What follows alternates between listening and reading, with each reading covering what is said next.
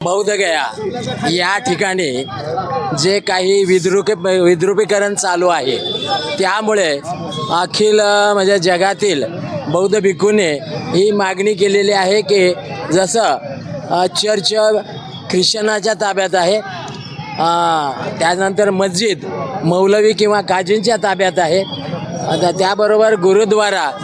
त्यांच्या शिखांच्या ताब्यात आहे, तसंच आमचं हे बौद्ध विहार बौद्धांच्या ताब्यात असावं आणि त्यांच्या आधिपत्याखाली हे धार्मिक कार्य चालावं या मागणीसाठी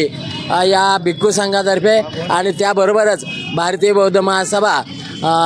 जिल्हा सोलापूर यांच्या वतीने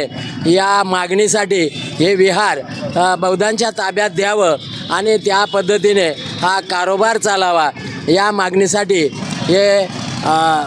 राष्ट्रपती त्याबरोबरच बिहार सरकार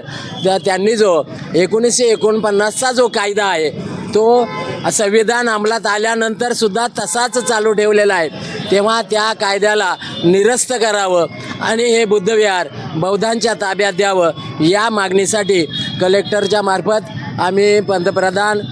बिहार राज्य आणि त्याबरोबरच राष्ट्रपतींना हे निवेदन सादर करायचं आहे आणि ते आम्ही शांती मार्गाने त्यांना सादर करण्यात आहोत. नेमकं बुद्धविहारामध्ये